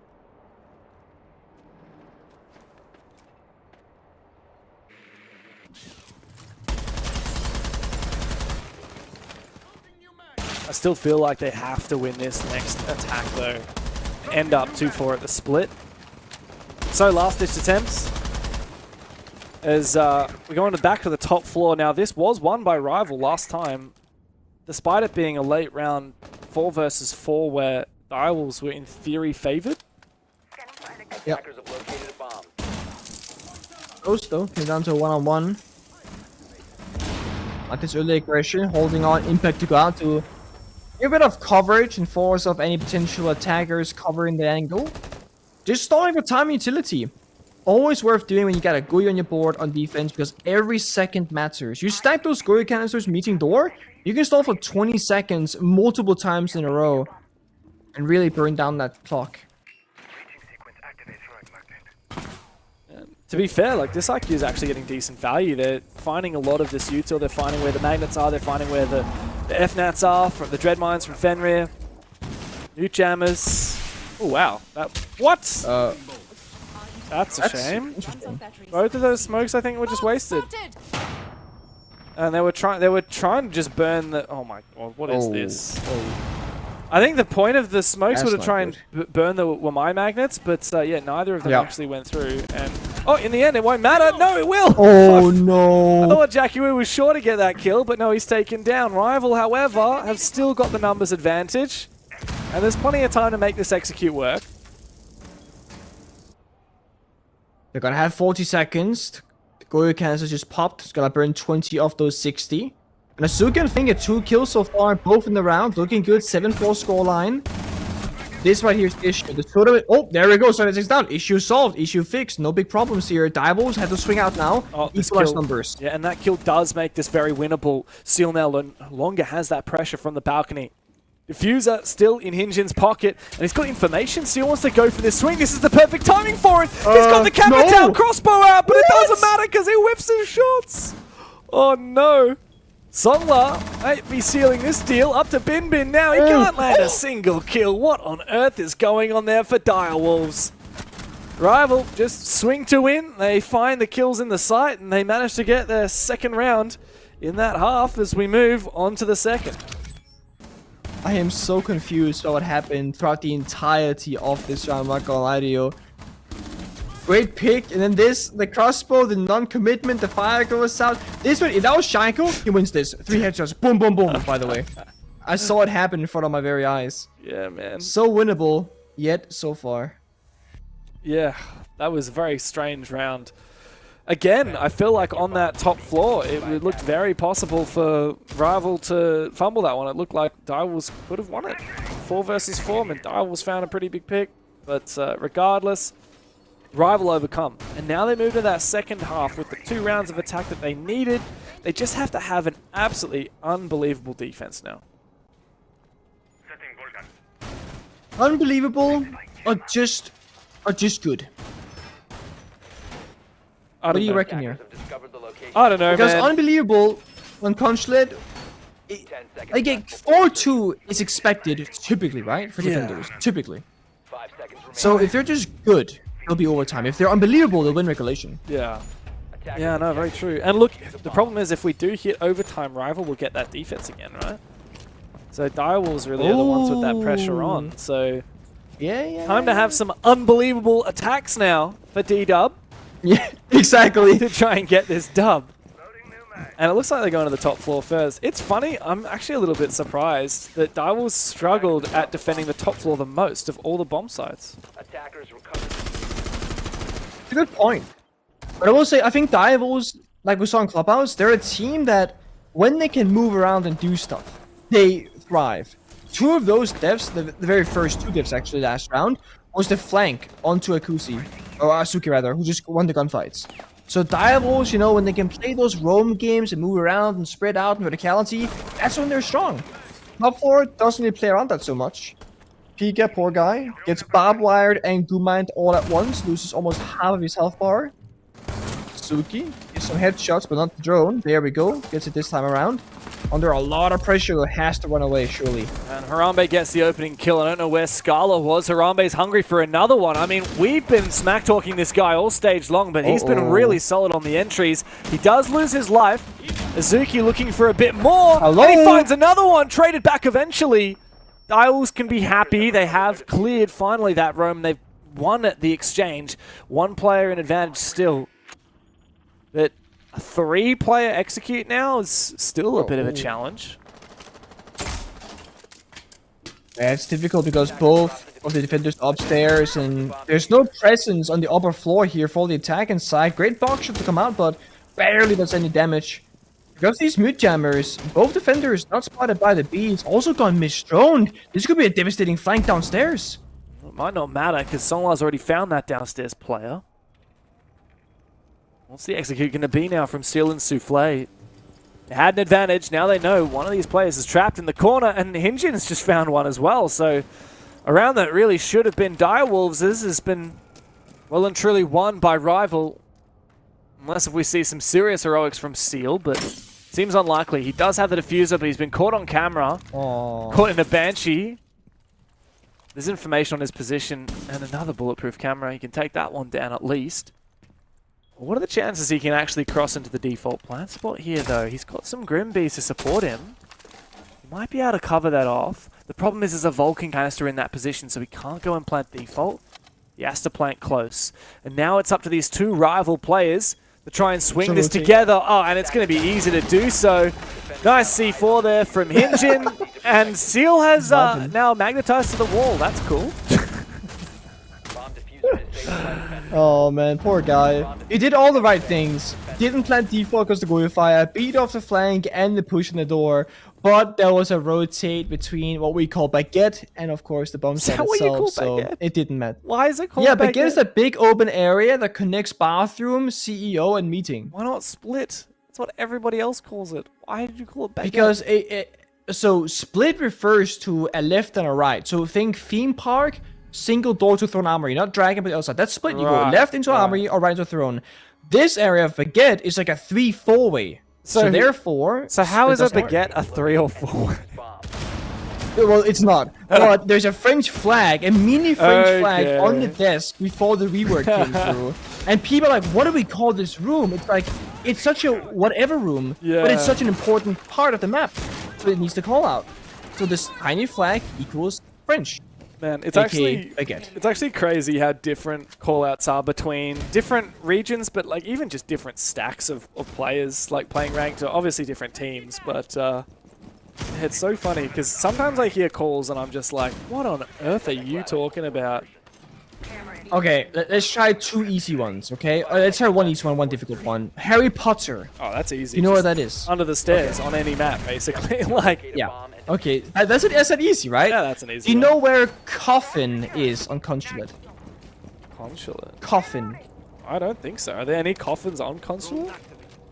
Technically no, but technically yes. So the map originated from the old map, not the reworked. Yeah. The route. So when you go from admin, you repel in the window, right? If you Yeah. go right, there's copy. If you go left, that small room, that's coffin. Really? Because the desk back in the day could be mailed out in the bottom. You Oh. crawl into it, therefore looking like. That room was called TV because there was a big TV in it. See, again, There's TVs everywhere. No, there was a huge TV in that room. It was like the centerpiece. Big of TV that room. All right, hold your horses for a Big second rush. because Pika is steamrolling into sight, and he loses his life. What is that 180 from Scarlet?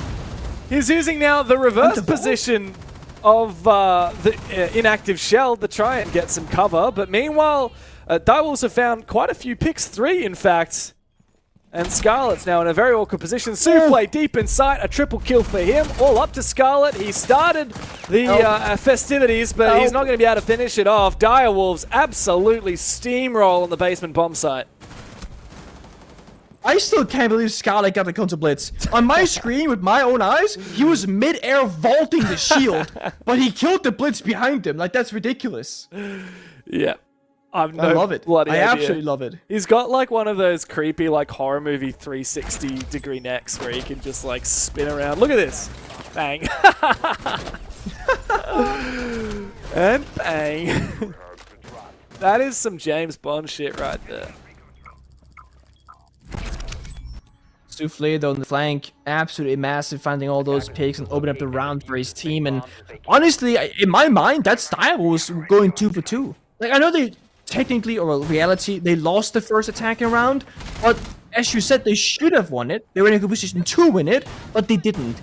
And the point of this is just that they're showing us that they're very competent and decisive on their attacking side, which bodes very well for the half for them because they have to go big or they have to go overtime.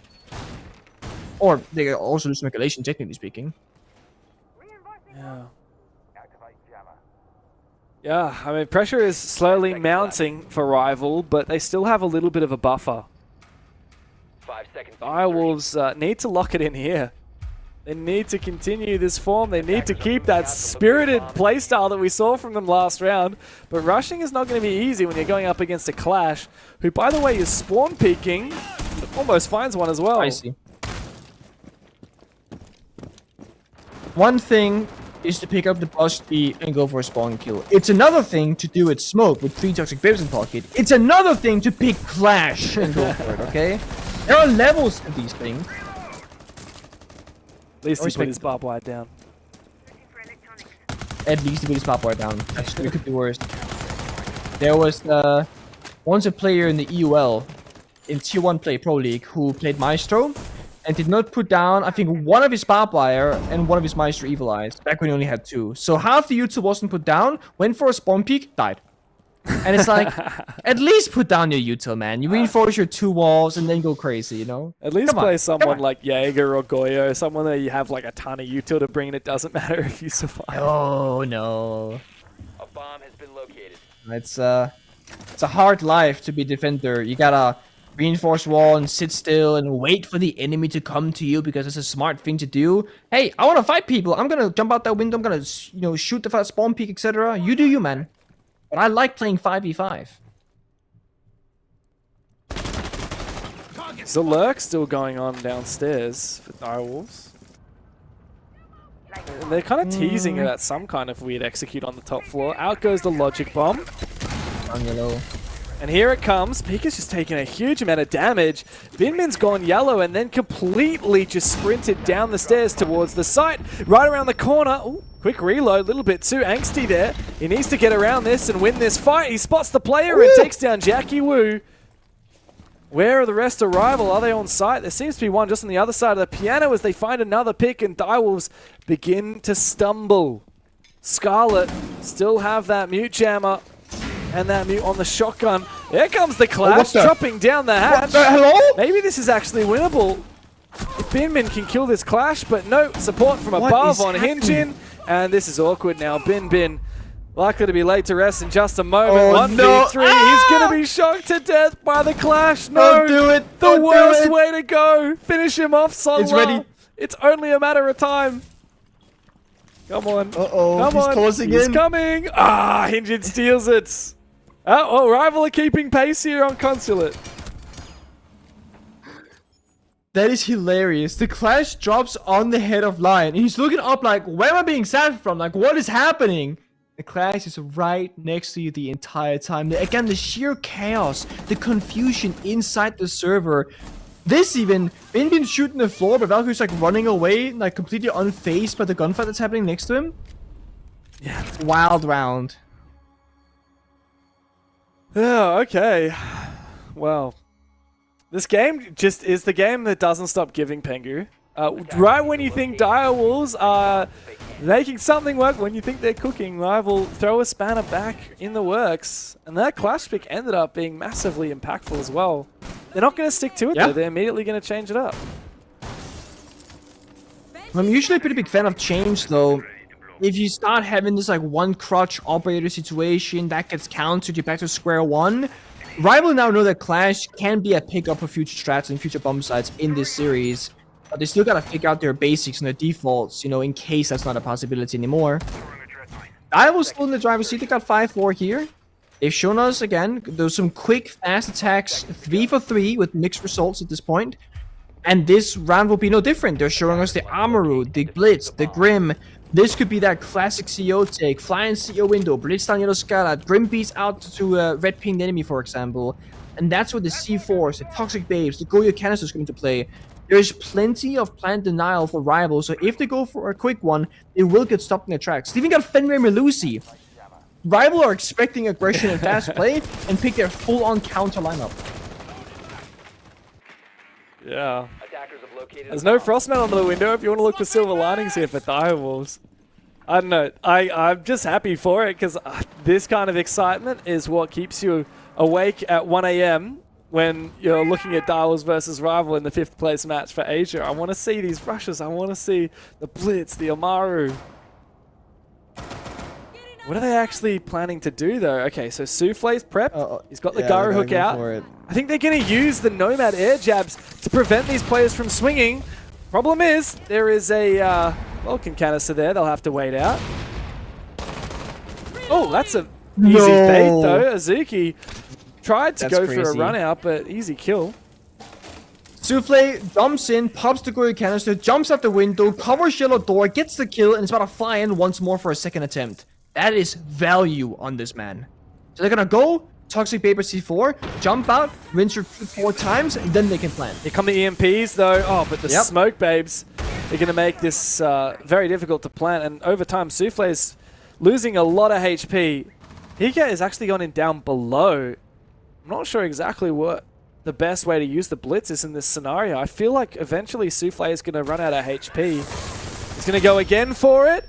The flashes, and again into the gas babe, and he's lost another 30 HP. I mean, this is not going to end well for him. I think you might need to go with like a regular repel next time, because 26 health, he might die to the next Toxic Babe. And then you have no more options left. Rather take somebody else. And they stay full oh, they actually just go for it. That's really good for them. Now, there is a singular C4 in the pocket of Hinjin.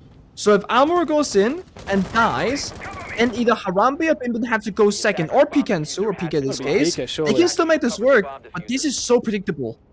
Oh, he's trying to get the Vert kill onto this player at the desk, and it's actually going to work! What? Oh, that's value out of the suppressed shotgun from the Amaru. This is the winning moment, though. Pika's going to go in first, and they want to bait out that C4. Hinjin will bait the C4 out. It worked! And in goes the Blitz now. Bim into cover with the Nomad, but Jackie Wu's found one. Needs to come trading back, and Souffle does so. Another kill goes from Songla, and it's desperate as the repel comes through, but Seal comes back from the backstab. Direwolves have finally done it. They have clinched match point and series point here on Consulate. One more round to secure 5th place in Asia. They spent 2 minutes and 35 seconds outside the CEO window with 3 out of 5 attackers, even 3 out of 4 at some points. And they win. And they didn't do it because the enemy messed up. I think Rival played that pretty well. It was a going fire first attempt and smoke on a C4. And the genius masterclass Brainiac play was Pika on the Blitz going in to tank the C4, who doesn't take that much damage from it because he's a shield operator, to then enable Sufi to go in. It's so good. That was the one thing they couldn't problem solve, but they figured it out. Then they're flying in the late round. Harambe's laughing, and I look at it, like, it's a ridiculous round. Rounds like that play out like a game of chess or tower defense or something. Like, the meta of Siege these days is so polar opposite to that. So, as strange as that round was, I actually really enjoyed seeing it for a change. Also, how good is the free camera? We've got our great observing team with Sky and Nuttery sitting there, and they've just got this full top-down or side-on view of the whole thing with all these players repelling and going for plans. Absolutely beautiful. And now Direwolves, they got that match point. I love it. I mean, if I had to choose between Direwolves attacks and Rival Esports, it is not a competition, okay? Rival Esports attacks, I fall asleep. Direwolves, I get so energetic. It is so much fun to watch. The sheer chaos, the unpredictability, but also it's calculated aggression. It's not stupid aggression. Things make sense. Things are well thought of. I love it. Or Blitz, give it to me. Now the Zero. A bit more, you know, I think usual round approach here. Self-destruction, anti-intel, Blitz for roam clear. But regardless, if you want to go fast, I can go for it. Sugi strikes first. Bin. Defender's now favored, 5-4. Good jump out. The pulse. Scarlet doesn't have a shotgun, but he does have a nitro in pocket. There's 4 nitros on this lineup. On this split bomb site. Very powerful. The vertical game so apparent here on this side. I just noticed Souffle's got 15 bloody kills here on Consulate, and that's in just 10 rounds so far. See it. Harambe leading the charge, looking for a prey, but there's nobody quite there. C4 goes out, misses everything. Would have been a terrible loss to suffer since they're already down a player. There are so many C4s here. 2 more in pocket, 2 already spent. Remember, if you use a C4s now and don't hit anything, that enables Direwolves to go for a plant later on. This is a plant deny strat, and they're spinning them for kills before the plant is even happening. This is very risky use of C4s. Yeah, and what's more, Scarlet's now gone down. That's your pulse. That's your primary info gatherer. I don't know how he died. Must have been through the Vert. That's far too risky. Your pulse needs to be falling back at that point in the round. I think Rival have made their last mistake here in the Asia League as Seal confirms another kill, and Harambe is just waiting for his chance to jump inside and start putting his boot to the throat of Rival. Ooh. Flank though. Good for 1. Blitz Isidore can't quite kill him. 3-3. No C4s left though. Yeah, but another angle from the Vert. Seal is locking in his position. He's got the read on the flank of Hinjin. 3 kills on the round for the Buck. Azuki needs to step up now or never. As Songla has used his C4, as has Azuki. Seal goes down.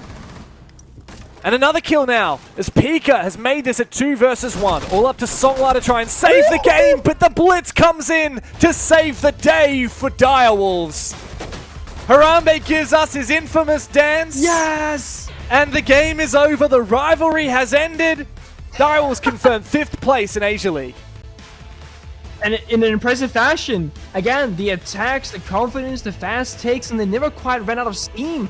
For every single bomb site, for every situation, they always had a, hey, we're going to catch you by surprise, we're going to overwhelm you, and we're going to do it well. A valiant effort for the first entry into the Asia League. Their debut into this league for Rival, but of course Direwolves the better team. 7-4 on Clubhouse, 7-4 on Consulate, and a very well-earned win. And I gotta say, also a bit of a redemption match for Harambe. He's not had his greatest stage, but he had a fantastic game here, as did Direwolves. They'll be happy. You saw it in the cameras, and I know someone else will be happy. It's Manic Monday. Yeah, I'm not happy, okay? I wanted Rival to win, but I am happy that Direwolves got it done in 2.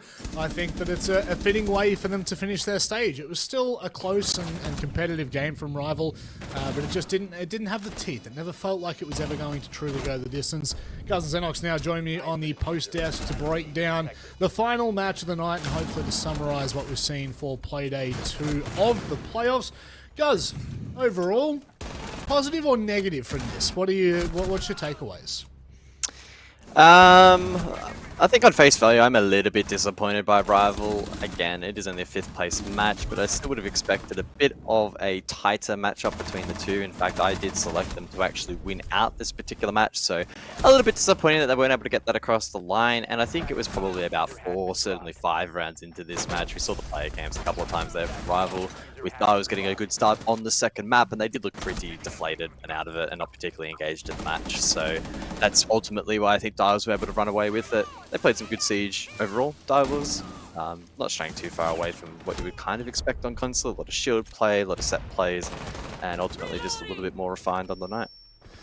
Xenox, I mean, now we've summed up the league for both of these two teams. Any final thoughts on them? You know, in some aspects, it's again difficult to find the positives. I think whenever you're looking at a 5th place match, you can't really be too positive, right? Because it's a case of, I think, for a team like Direwolves, who you go back over the last, say, 12 to 24 months, you know, were in 3rd place matches and, you know, fighting for grand finals. So to be here, probably not ideal. You kind of look at maybe the likes of Elevate have gone past them. No Cap's now gone back past them. So disappointing overall. For Rival, you know, not the worst opening stage, as Guz kind of alluded to. So definitely something that they can kind of build on. I think that there's definitely something there for both of these two teams. It's just a matter of in future, do they somehow combine and make a super team? Yeah, I'm stuck on that idea too, Xenox. Don't worry, mate. There's something in the water there. But we do welcome in Harambe from the Direwolves to break down the semi-final and give us our infamous What's up, dance. guys? What's up, guys? I love it. How I you doing? gotta ask you seem like you're in high spirits, my friend. Are you happy with the match? Yeah, I'm totally happy with the match. We played what we wanted, and we win what we wanted. Yeah, it was a good game, Harambe. I just had a question more so, I guess, this being the end of the stage now with the 5th place match. I kind of want to ask about Juicy, the Don. Of course, us being from Australia, and we haven't really heard much from him. We haven't got him on an interview. He hasn't been tweeting. How much input has he had on the stage for you guys? Oh, he took away a lot of burden from my shoulder.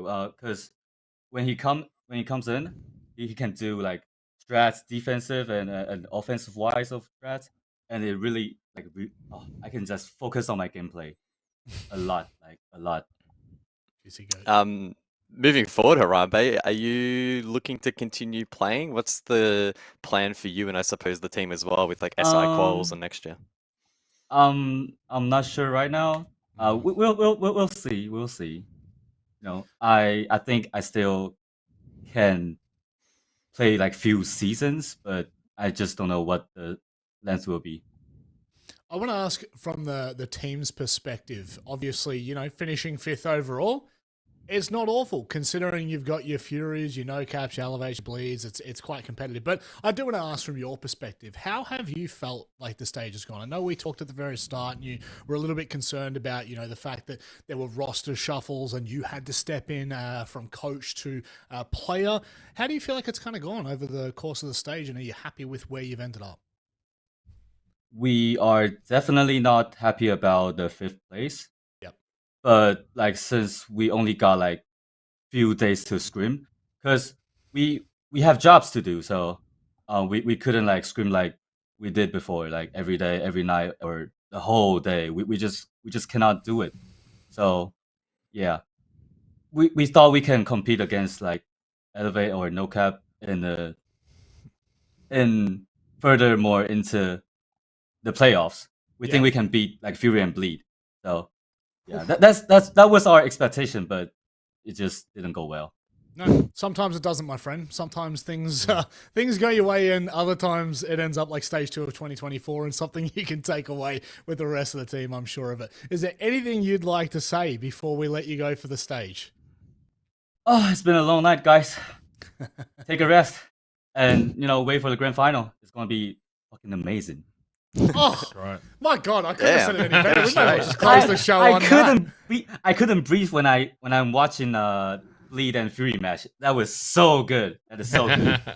Well, I'm looking forward to the grand final as much as you, Harambe. Thank you for joining us, mate. Best of luck for next.